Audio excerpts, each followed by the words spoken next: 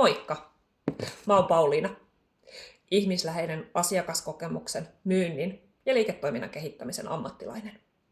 Olen just valmistunut ylemmästä ammattikorkeakoulututkinnosta liiketoiminnan kehittämisen tradenomiksi. Olen myös ratkaisukeskeinen valmentaja, laillistettu kiinteistön välittäjä ja muutaman kuukauden kuluttua pätevä liiketoiminnan ammatillinen opettaja.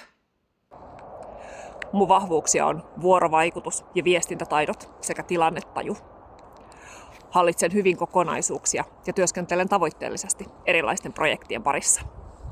Mun vahvuuksiin kuuluu myös teorian vieminen käytäntöön ja asioiden toteuttaminen.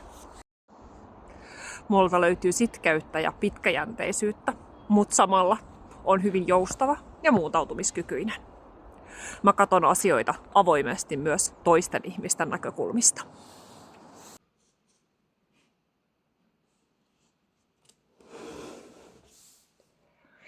Innostun toimimisesta erilaisten ihmisten kanssa, ongelmanratkaisusta, asioiden suunnittelusta ja toteuttamisesta, kehittämisestä ja kehittymisestä, uuden oppimisesta, työn haasteista ja monipuolisuudesta.